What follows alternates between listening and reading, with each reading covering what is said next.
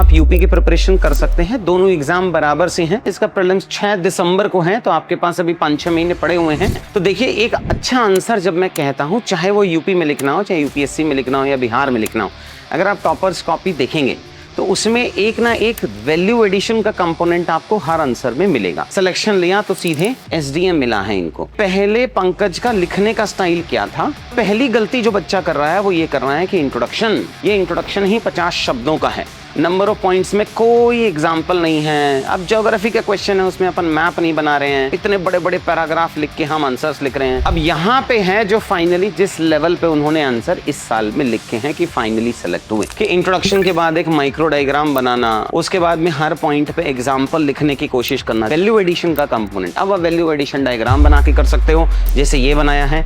अब अपन फॉर्मूला बना के कर सकते हैं, डायमेंशंस लिख के कर सकते हैं। ट्रस्ट मी, ऐसे भी बच्चे हैं जिनके पिछली बार यूपीएससी और यूपीपीसीएस दोनों पास हुआ है, जैसे सूरज पटेल। लेकिन मुझे जब भी मेंस लिखने का मौका मिलेगा, अगर मैं प्रिपेयर्ड ही नहीं हूं तो मेंस पास कैसे होगा? वैसे ही मैं 2-3 साल के कंपैरिजन डेटा, आप समझो यार, नॉर्मल फैक्ट लिखना हर कोई कंपैरेटर कर लेगा आपका। कंपेयर करके मतलब 2014 में कितना था, आज कितना है, 2016 में कितना था, आज कितना है, 1991 में कितना था, आज कितना है। बट अगर मैं कुछ टॉपिक्स ऐसे पढ़ लूं तो ये ऐसे ऐसे करके बहुत सारी चीजें अपन क्लासरूम में करवाते हैं। आप ये 1 पेजर नोट्स हैं जो अपने को बनाने हैं, ये इंग्लिश के हैं, ये हिंदी के हैं। वो जो बेसिक गलतियां जो अपन करते हैं ना, वो नहीं करनी है अपने को। देखिए, समझिए, जो भी बच्चा मेंस में पहुंच रहा है अपनी तरफ से तो बेस्ट करने की कोशिश ही करता है। तो किस लेवल पे सिलेक्शन होगा और कहां लिख रहे हैं, वो गैप आइडेंटिफाई करना जरूरी है। प्रॉब्लम क्या है कि ये जो इतने लेंथी पैराग्राफ्स लिख रहे हैं वो गड़बड़ है, उसको चेंज करना पड़ेगा अपने को। यूपीपीसीएस का कोर्स कमिटमेंट वीडियो है, both English and Hindi medium.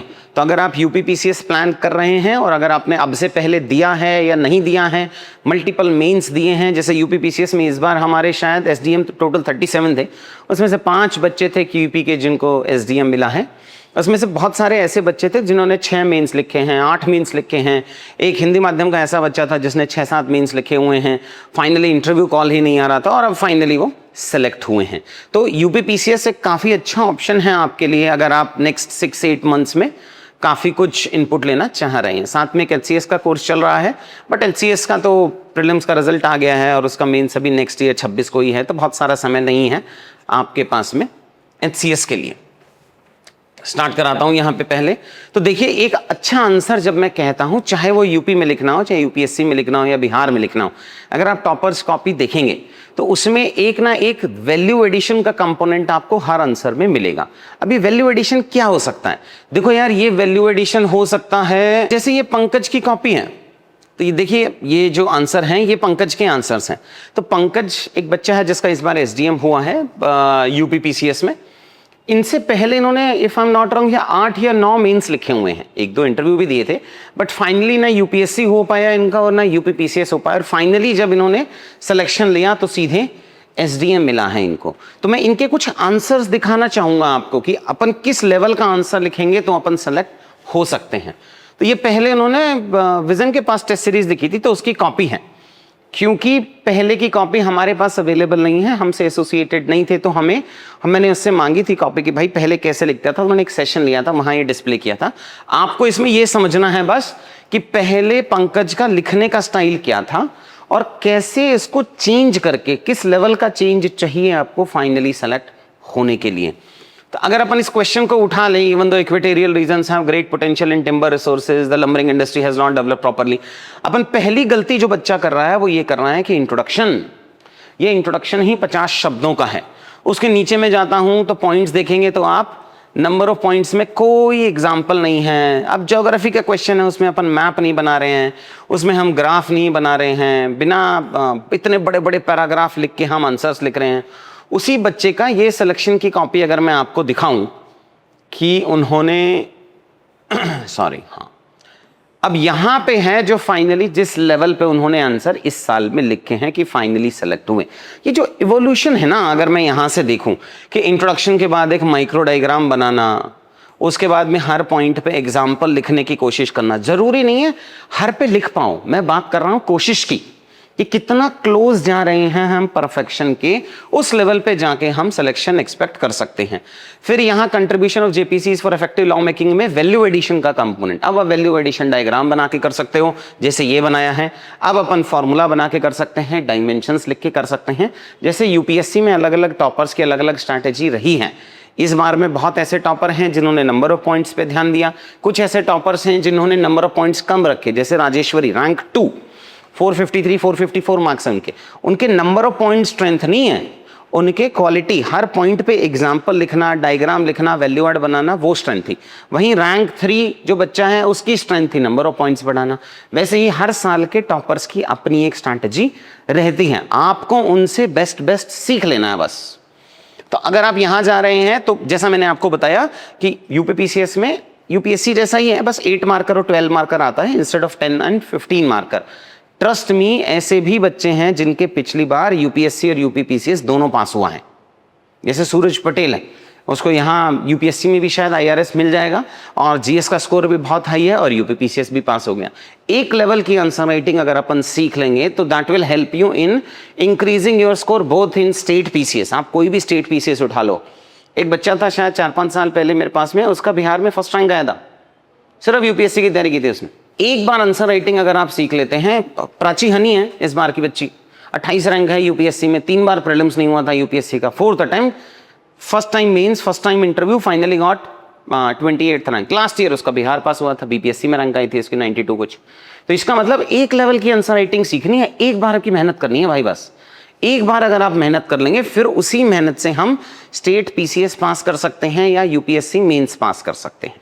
Prelims का अभी नहीं बता रहा हूं, बिल्कुल जायज है आपकी ये बात कि भाई प्री पास होगा तभी मेंस में जाएंगे, बट सच ये भी है कि अगर अभी मेंस नहीं लिखा, आप प्राची हनी जो मैं बच्ची बता रहा हूं उसकी स्टोरी समझिए, या वैसी बहुत सारी स्टोरी है कि अगर मैं मेंस के लिए तैयार ही नहीं हूं तो जब मुझे मेंस लिखने का मौका मिलेगा, प्री में जब कट ऑफ नीचे होती चली जाएगी तो लक का फैक्टर बढ़ता चला जाएगा, ये सब ठीक है, लेकिन मुझे जब भी मेंस लिखने का मौका मिलेगा, अगर मैं प्रिपेयर्ड ही नहीं हूं तो मेंस पास कैसे होगा? तो मैं पूरा साल यही बैठ के नहीं दे सकता हूं कि मुझे सिर्फ प्रीलिम्स करना। हाँ, ये कर सकते हैं अपन कि अपन इस बार सितंबर, अक्टूबर, नवंबर से ही मेंस प्रीलिम्स पढ़ने लग जाए, दैट इज सेकेंडरी। बट पता नहीं है, बिकॉज यूपीएससी ने आज तक कभी एक्नॉलेज नहीं किया है हिस्ट्री में कि पेपर डिफिकल्ट है। अगर इस बार चेयरपर्सन खुद एक्नॉलेज कर रहे हैं कि पेपर डिफिकल्ट है, हो सकता है अगली बार सिंपल बना दें, तो वो हमारे हाथ में नहीं है भाई। तो इसलिए अभी के हिसाब से तो अपने को मेंस पढ़ना ही पढ़ना है। और ऐसा भी नहीं होगा कि यूपीएससी बोलेगा मैं तो री एग्जाम करा रहा हूं जी, कोई बात नहीं, मैंने बहुत डिफिकल्ट दे दिया था। उसको 13-14 हज़ार बच्चे मिल जाने हैं, उसने री एग्जाम नहीं कराना है। अपने हाथ में ये हो सकता है कि हम अपनी एनर्जी को, नंबर ऑफ ईयर्स हमें बचाने हैं। यूपीएससी का कोई फर्क नहीं पड़ रहा कि आपका सिलेक्शन 3rd अटेम्प्ट में हो रहा है, 4th में हो रहा है कि 1st में हो रहा है कि 5th में हो रहा है। स्टैटिस्टिकली सबसे ज्यादा सिलेक्शन 3rd अटेम्प्ट में हो रहे हैं और 1st अटेम्प्ट में उतने ही सिलेक्शन होते हैं, क्वांटिटेटिव टर्म्स में 6-8% जितने 6th अटेम्प्ट में होते हैं। आपको अपने नंबर ऑफ ईयर्स बचाने पड़ेंगे, तो उसके लिए आपको स्ट्रेटेजिकली जाना पड़ेगा। तो अगर अपन को अभी फोकस करना है एनर्जी को, तो आपको कोई और एग्जाम, अगर यूपीएससी भी नहीं दे रहे हैं तो कोई और एग्जाम पे एनर्जी डालिए, उसकी पढ़ाई करिए, वरना ये दिन तो ऐसे निकल ही जाने हैं। आप आरएएस दे सकते हैं, जैसा बताएं, यूपी दे सकते हैं, बिहार दे सकते हैं, 1-2 और एग्जाम होंगे जो दे सकते हैं, बट ये सारे यूपीएससी की डायरेक्शन में मूव होते जा रहे हैं।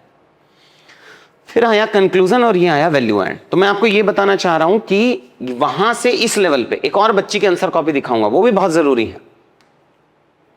ये बच्ची है 2023 के, इसके ये आंसर्स हैं। देखो 2023 में इस बच्ची ने यूपीपीसीएस का इंटरव्यू दिया था, 4 नंबर से रही थी ये बच्ची ओवरऑल करके। और इतना दुख लगता है ना जब 2-4 नंबर से रहते हैं, तो बिकॉज 2-4 नंबर से बढ़वाना कि मतलब अगर 4 मार्क्स से फाइनल कॉल नहीं आया, से इतनी मेहनत करके ले जाना कि एश्योर्ड लेवल पे एसडीएम बन जाए, वो बहुत मुश्किल काम है। अगर आप इनके आंसर्स देखेंगे ना तो बहुत चेंजेस नहीं दिखेंगे आपको लगेगा सेम से ही तो हैं, और सेम से ही हैं, बिकॉज वो जो छोटे छोटे चेंजेस करने हैं, जैसे इंट्रोडक्शन आप देखेंगे यहां 5-6 लाइन का चल रहा है, उस 5-6 लाइन के बाद में हेडिंग डाला, अंडरलाइन किया है, बट बॉक्स नहीं है, समझ नहीं आ रहा है अपने को। पॉइंट्स लिखे हैं, इनक्लूसिव डेवलपमेंट लिखा सब, बट इनमें एग्जाम्पल्स नहीं है। वहीं अगर मैं और नीचे चला जाऊं, यहां पे भी एग्जाम्पल्स नहीं है। चैलेंजेस लिख रहा है लैंड एक्विजिशन, अगर एग्जाम्पल लिख रहा है तो वो लेजिबल नहीं है। फिर यहां लेजिबल थोड़ी करने की कोशिश की है, और फिर फाइनली है। और इसी बच्ची का अगर मैं आंसर दिखाऊं आपको नेक्स्ट, प्राची का, अब इंट्रोडक्शन 3 लाइन 3.5 लाइन का हो गया है, बिकॉज हर पार्ट के वेटेज हैं, मार्क्स हैं भाई। नेक्स्ट ये उसका वैल्यू एडिशन है, कुछ फॉर्मूलाज करके। हमारे साथ में ये मेंटरशिप बैच की बच्ची थी तो काफी मेहनत किया था। अब लेजिबल है हेडिंग, अब आपको दिखाई दे जाएगी कि ये हेडिंग है। अब एग्जाम्पल्स आपको लेजिबल दिख जाएंगे कि हाँ ठीक है ये एग्जाम्पल्स हैं, ये लेजिबल हैं। यहां वैल्यू एडिशन दिख जाएगा, एथिकल इश्यूज इन आईआर में। तो ये यहां से यहां तक की शिफ्ट के बीच में कुछ मेहनत करनी पड़ती है। अपन को कुछ डायग्राम सीखने पड़ेंगे, कुछ वैल्यू वर्ड सीखने पड़ेंगे, कुछ एग्जाम्पल्स रटने पड़ेंगे, कुछ कीवर्ड्स पढ़ने पड़ेंगे, कुछ मोस्ट रिपीटेड थीम्स पढ़नी पड़ेंगी। देखिए एग्जाम यूपी का उतना डिफिकल्ट नहीं है अगर तुम ये आइडेंटिफाई कर पाओ कि डिफरेंस क्या है यूपीएससी से। जैसे मान लो अगर मैं आपको बताऊं मैन्युफैक्चरिंग है, जैसे प्रीलिम्स में लगा लो मॉनेटरी पॉलिसी और इन्फ्लेशन यूपीएससी के हिसाब से बहुत जरूरी है। यूपीपीसीएस में आज तक पिछले 7-8 सालों में सिर्फ 3 सवाल आए हैं, बैलेंस ऑफ पेमेंट 3 सवाल आए हैं, बट वहां आता है अनएम्प्लॉयमेंट, वहां आता है एसडीजी, वहां आते हैं बुक्स वुक्स। वैसे ही मेंस में है कि मेंस में यूपीएससी में कुछ और पूछ रहा है सेम टॉपिक पे, वहां कुछ और। अगर वो मैपिंग कर लें अपन कि यूपीपीसीएस में किन टॉपिक्स पे हैं और वहां रिपीट होते हैं यार क्वेश्चंस, बहुत सारे मेंस के क्वेश्चन। फूड सिक्योरिटी हर साल रिपीट हो रहा है, फूड सिक्योरिटी पे एक question. Inclusive growth and poverty 2 सवाल मिलेंगे आपको हर साल वहां। तो वो अगर मैं ये आइडेंटिफाई कर लूं एज एन एस्पिरेंट कि भाई क्या है, फिर उसके बाद में हमें मेहनत करनी है। तो जब हम ये बताते हैं कि यूपी पीसीएस और यूपीएससी सेम है, उसका मतलब है लिखने का स्टाइल सेम है। वही 2 पेज वहां मिलते हैं, 2 पेज यहां मिलते हैं, बस वहां 150 वर्ड लिखने होते हैं या 125 शब्द लिखते हैं, बट कॉम्पिटिटर सेम है आपका। तो अगर ये सारी चेंजेस अगर अपन कर लेते हैं, जैसे अपन मान ले कि ये हिंदी मीडियम के बच्चे हैं, इंग्लिश और हिंदी में हमारे सेम फैकल्टीज हैं, तो आपको सेम क्वालिटी ऑफ कंटेंट मिलेगा। शायद ये भी वो रीज़न हो सकता है कि हिंदी मीडियम के बच्चे भी अब काफ़ी सारे सेलेक्ट हो रहे हैं हमारे पास से भी। तो ये आपको जैसे मान लो कंपेयर करना है मेरे को कि भाई साहब 1991 में कितनी अर्थव्यवस्था थी, आज के दिन कितनी है। तो मैं ये एक ग्राफ बना सकता हूँ, तो डिफरेंट टाइप्स ऑफ डायग्राम पढ़ा दूंगा एक वीडियो में, और उसके बाद में मैं ये अपन एक डेटा दे दूंगा आपको। तो 1950 में कितनी थी जीडीपी, फिर कितनी थी और आज कितनी है। वैसे ही मैं 2-3 साल के कंपैरिजिव डेटा, आप समझो यार कि 2 नॉर्मल फैक्ट लिखना हर कोई कंपैरेटर कर लेगा आपका। कंपेयर करके मतलब 2014 में कितना था आज कितना है, 2016 में कितना था आज कितना है, 1991 में कितना था आज कितना है, वो भी हो सकता है 2-5% कर लें। बट अगर मैं कुछ टॉपिक्स ऐसे पढ़ लूँ, पेपर पास करने में बहुत सारा तिगड़मबाजी लगता है। तो अगर मैं 10, 15, 20, 25 ऐसे फैक्ट पढ़ लूँ कि 1950 में कितने थे या 1970 में कितने थे, 1991 में कितने थे या 2000 में कितने और आज कितने हैं, तो ये ऐसे ऐसे करके बहुत सारी चीज़ें अपन क्लासरूम में करवाते हैं आपको। ये तो हुआ वैल्यू एडिशन का। फिर कुछ थीम्स हैं, वो सारी थीम्स हैं जो हम इसमें फोकस करते हैं। ये यूपीपीसीएस का मेरा 3rd बैच होगा। फर्स्ट बैच की कुछ लर्निंग्स थी, कुछ अनफॉर्चुनेट इंसिडेंट हो गए थे, बट फिर 2nd बैच आया, 3rd बैच आया। इस पर बहुत मेहनत लगा रहे हैं, कोशिश करेंगे one of the best result देने का आपको यूपीपीसीएस में। फिर ये कुछ इकोनॉमिक सर्वे और बजट के कुछ ग्राफ्स हैं जो आपको बनाने हैं, तो ये बच्चे को सिखा देते हैं हम क्लास में, होमवर्क दे देते हैं, बच्चा अपनी तरफ से एफर्ट डाल लेता है, फिर इसको आप यूज़ कर लेते हैं जब आंसर लिखेंगे इसमें। तो आपको वैल्यू एडिशन हो, कंसेप्ट समझने हो, हैंडआउट समझने हो, वीडियो समझने हो, टेस्ट सीरीज, ये सारा कंपोनेंट आपको क्यूईपी इंटीग्रेटेड कोर्स में मिल जाएगा। कोर्स डिटेल्स अपन बाद में जाके देख लेंगे कि क्या क्या है, वेबसाइट पर अवेलेबल है, वहाँ से देख लेना आप। प्लस प्रीलिम्स का, तो प्रीलिम्स का भी पार्ट इसी के अंदर इंक्लूडेड है। तो यूपी में प्रीलिम्स के भी क्लासेस चल रही हैं, बट हाँ फिर अपन नेक्स्ट फेज पे आते हैं टेम्पलेट। हाँ कि भाई इतना जल्दी आंसर कैसे लिखा जाए, हर क्वेश्चन में टेम्पलेट होगा नहीं, तो कुछ टेम्पलेट फिलिंग अप्रोच हमने पढ़ाई है कि भाई ये 14 टेम्पलेट हैं और ये फिल्ड टेम्पलेट हमने इंग्लिश और हिंदी दोनों में आपको दे रखी है कि ये सारी टेम्पलेट्स हैं, ये ओरिजिनल हैं, मेड इन चाइना नहीं है कि पिट्स को टिप्स बना दिया और ये हिंदी मीडियम है।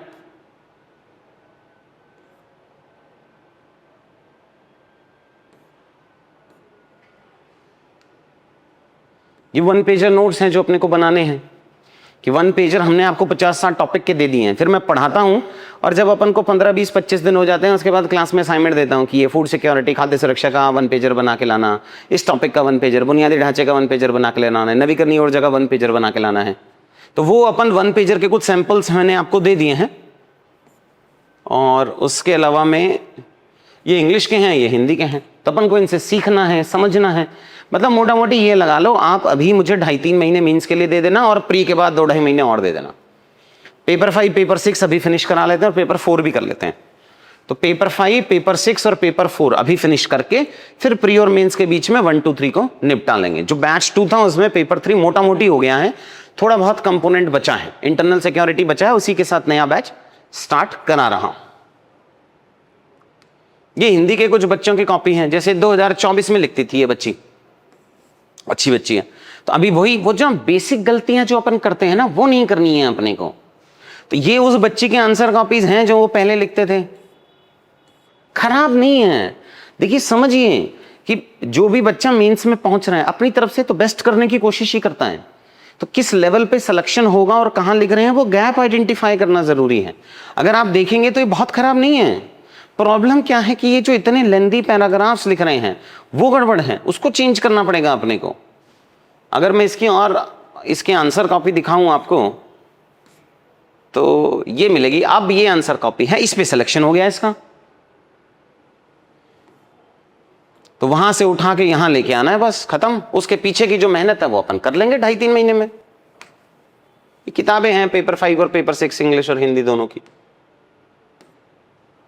बिकॉज जो गैप आइडेंटिफाई करना होता है ना कि किस लेवल, आप समझिए कि मैं उठ के गई और फिर मैंने ये कंक्लूजन से पहले एक पैराग्राफ बनाया बहुत बड़ा, हिंदी में तो खास तौर से कोई नहीं बता पाता है।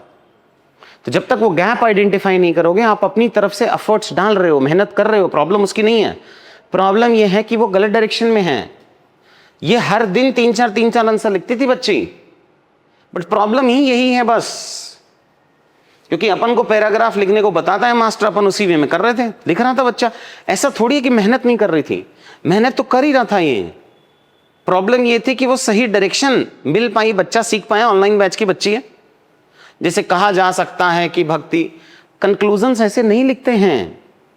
कंक्लूजन जैसे इंग्लिश में दस, देयरफॉर, हेंस, यहां से शुरू करके अतः है हिंदी में conclusion should look like conclusion. और कंक्लूजन भी 2-3 तरीके के लिखने हैं अपने को, वैसे ही परिचय, इंट्रोडक्शन भी 2-3 तरीके के लिखने हैं। तो ये सारी चीजें जो हैं पहले एक समराइज फॉर्मेट में बताई हैं, जिसको मैं साइंस ऑफ आंसर राइटिंग कहता हूं। एक सेकेंड, एक चीज और बता देता हूं बस। ये अगर अपन को कोर्स लेना है इंटीग्रेटेड का, तो 3 जून से एक नया मॉड्यूल स्टार्ट हो रहा है। उसमें पेपर 3 का इंटरनल सिक्योरिटी बचा हुआ है, आप पढ़ सकते हैं, आप खुद भी पढ़ सकते हैं। मेरे से हेल्प लेनी है तो कोर्स में आ सकते हैं, वो मर्जी आपकी है। तो ये बैच 3 है जो स्टार्ट हो रहा है, आंतरिक सुरक्षा से स्टार्ट होगा, या इंटरनल सिक्योरिटी लगा लो, वहां से स्टार्ट होगा। 3rd में क्लास सेम चलती है। इंग्लिश मीडियम की क्लास हमने मुखर्जी नगर से ओल्ड राजेंद्र नगर शिफ्ट कर दिया है, तो ऑफलाइन की क्लासेस ओल्ड राजेंद्र नगर में होंगी इंग्लिश मीडियम की, और हिंदी मीडियम की क्लास मुखर्जी नगर में होंगी। क्लास का शेड्यूल सेम रहता है। सो ये पहले अपन इंटरनल सिक्योरिटी फिनिश करने के बाद फिर अपन पेपर 6 स्टार्ट करेंगे, फिर पेपर 5 स्टार्ट करेंगे, और उसके बाद में एथिक्स वाला पार्ट फिनिश करके फिर अपन फुल फ्लेज्ड प्री में चले जाएंगे। अभी के लिए हफ्ते में 4-1 दिन के आसपास में मेंस होगा और 2 दिन के लिए प्रीलिम्स वाला पार्ट स्टार्ट होगा। तो ये कुछ कोर्सेज से रिलेटेड, मुझे यूपीपीसीएस से रिलेटेड आपके साथ में शेयर करना था। देखो यार, अभी आपके अपने पास में 2-3 ऑप्शन है। कोर्स वोर्स तो होते रहेंगे, सिर्फ कोर्स लेने से ना आपका सिलेक्शन होगा और ना मैं वो बोल पाऊंगा कि हाँ, course is just a tool. उसको यूज करने के लिए आपका पॉजिटिव माइंडसेट बहुत जरूरी है। तो जब आप पॉजिटिव माइंडसेट में आ जाएं तभी किसी संस्था के साथ में जुड़ने की कोशिश करना, वरना अभी बहुत सारे क्लेम मिलेंगे, हमने जो पढ़ाया उसी में से आया, सब कुछ तो पेपर यहीं से हो रहा था, हमने पढ़ा दिया इसलिए प्रीलिम्स में इतने नंबर आ गए, वरना नहीं आए। Paper was tough, no coaching institute was able to tap the demand what UPSC gave. Bouncer दिया उसने, नहीं पता था यूपीएससी के पास वो एज है, कभी भी बाउंसर दे सकता है वो। तो वो वाला फेज में हम सब फेल हो गए। बट अभी आगे अगर आपको किसी स्टेट पीसीएस या अपनी एनर्जी पॉजिटिव लेवल पे लेके जानी है, सबसे जरूरी है कि आपका दिमाग शांत होना, वो मोटिवेशन वापस लाना पड़ेगा। अगर आप मोटिवेटेड इनफ हो तो वापस पढ़ाई शुरू करना, वरना टेक योर टाइम, 2 दिन, 4 दिन, 1 हफ्ता, 10 दिन। बट वो जब तक एनर्जी में वापस नहीं आते हो तब तक आप कुछ और करो, मुझे नहीं लगता 1 महीने बाद फिर ब्रेक डाउन हो जाएगा। तो इसलिए पहले अपने आप को टाइम देना है, 1 हफ्ता, 2 दिन, 5 दिन, 10 दिन, जितना भी देना चाहो, उसके बाद से स्टार्ट करना पड़ेगा। यूपीएससी पेपर नहीं चेंज करेगा, trust me on this. Constitutional body जो आज से 5 साल पहले पेपर नहीं दिखाती थी, आज भी नहीं दिखाती है। हम उससे ये एक्सपेक्ट कर रहे हैं कि वो प्रीलिम्स का पेपर वापस करा लेगा, बिल्कुल नहीं कराएगा यार। कोविड के टाइम का छठा अटेम्प्ट तो दिया नहीं, 150 मेंबर ऑफ पार्लियामेंट से लिख के हमने बहुत सारी पिटिशंस दिलवाई थी, कुछ नहीं हुआ उसका। तो आज के दिन वो हमारा समय की बर्बादी होगी। तो आपको अपना भविष्य खुद बचाना है। देखिए, आप आयोग के लिए होगा 13 लाख फॉर्म भरते हैं, 6-7 लाख दे के आते हैं। आपके माँ बाप के लिए आप इकलौते हैं। आपको पर्सनल लेवल पे सोचना पड़ेगा। तो उसको सोचो, दिमाग को शांत करो। जिस भी पेपर की पढ़ाई करना चाहते हो उस पेपर से रिलेटेड अलाइंड हो, उस पेपर को समझो। उसमें कुछ डाउट्स हैं तो वीडियो को डिस्क्रिप्शन में डाल देना। ये 4-5 जो एग्जाम हैं, भले ही RAS को हम फॉर्मली कुछ हेल्प नहीं कर पाऊंगा, बट पैटर्न पता है मुझे, उसका रिप्लाई मैं दिलवा दूंगा। या एटलीस्ट मैं आपको एक ऑथेंटिकेटेड मेंटर के पास ही भेज दूंगा जो RAS अच्छा पढ़ाता हो या जो BPSC प्रीलिम्स अच्छा पढ़ाता हो। UPPCS तो हम खुद ही पढ़ा लेंगे एटलीस्ट, क्योंकि वहां भी 6-8 महीने बर्बाद हो जाते हैं। अभी एक बच्चे से मिला था, SSC में टॉप 5 में रैंक आई है उसकी। मैं पूछा उससे, मैं बोला भाई ये बताइए इतने सारे जो SSC के टीचर्स हैं वो सब कौन उससे अच्छा है? क्योंकि मेरे से जब बच्चा पूछता है मुझे नहीं पता मैं किसके पास में भेजूं। बोला सर किसी के पास में नहीं, सब यूट्यूबर हैं। और वहां जो बच्चा SSC का अटका हुआ उसका तो वही अच्छा लगता है। तो इसलिए भले ही कोर्स में हो नहीं हो, आपको अपना नेक्स्ट 1 ईयर सेव खुद से करना है। तो जब भी आपका दिमाग शांत हो जाए उसके बाद पढ़ाई स्टार्ट कर सकते हो, तो वो कर लेना है। लेकिन अगर यूपी में QUP में एनरोल करना चाह रहे हो, मर्जी आपकी है, तो उससे पहले, आने से पहले आपको ये क्लास देख के आनी है साइंस ऑफ आंसर राइटिंग की। तो ये 5 क्लासेज हैं, ये अपन एक दिन में एक क्लास के हिसाब से सेट करके 3 तारीख से पहले इनको देख के आना। इसमें असाइनमेंट दिए गए हैं, वो असाइनमेंट करके आना, तो और बेहतर से सीख पाएंगे। देखिए, बाउंस बैक का ऑप्शन हमारे पास हमेशा है। खराब पेपर आया, प्री नहीं पास हुआ, क्या करें हम? नहीं हुआ, अब क्या करेंगे उसके आगे? नेक्स्ट स्टेज में उसको कहीं तो ओवरकम करके आगे जाना पड़ेगा आपको। तो उस वाले फेज से निकलो, कोशिश करो उससे निकलने की। मुझे पता है बहुत डिफिकल्ट है, बहुत बच्चों ने 200 मॉक दिए हैं यार, उसके बाद भी नहीं हो रहा पेपर। अब क्या कर सकते हैं ये बताओ? 2 ऑप्शन है, 5-7-10 दिन, 15 दिन, 20 दिन के आसपास में करेंगे, उसके बाद बाउंस बैक करेंगे। बाउंस बैक में कहां जाना है वो आपको खुद डिसाइड करना है। ठीक है बस, चलो नेक्स्ट वीडियो में मिलते हैं। Thank you.